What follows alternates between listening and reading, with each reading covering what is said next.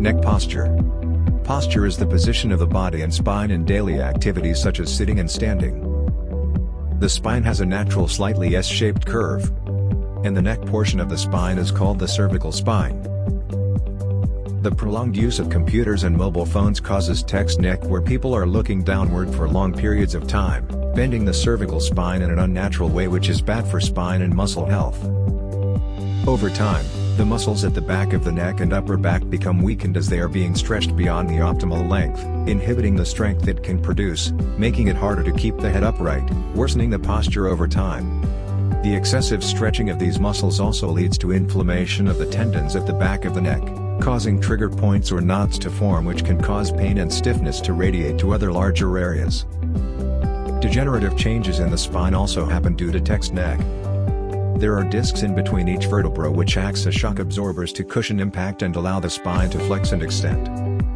The excessive flexion of the cervical spine in text neck puts a lot of weight and pressure on the disc, wearing it out over time, and causing tears in the outer ring of the disc. The outer ring has many nerve fibers running through it, causing severe pain when torn. If the disc ruptures, it may impinge on a nerve root or spinal cord, causing a sharp, shooting pain, numbness, weakness and tingling in the shoulder and arm. Cervicogenic headaches, which are commonly mistaken as migraines, can also be caused by the wear and tear in the cervical spine, causing a painful, throbbing headache at the sides of the head, with the pain worsening with neck movement. Here are some ways you can correct your neck posture and possibly alleviate your neck pain. Firstly, stretching the tight muscles of the neck by doing a look-up stretch and head tilt stretch can help to relax the overactive muscles of the neck.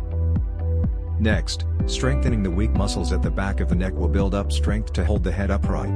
Chin tuck exercises can be used for this.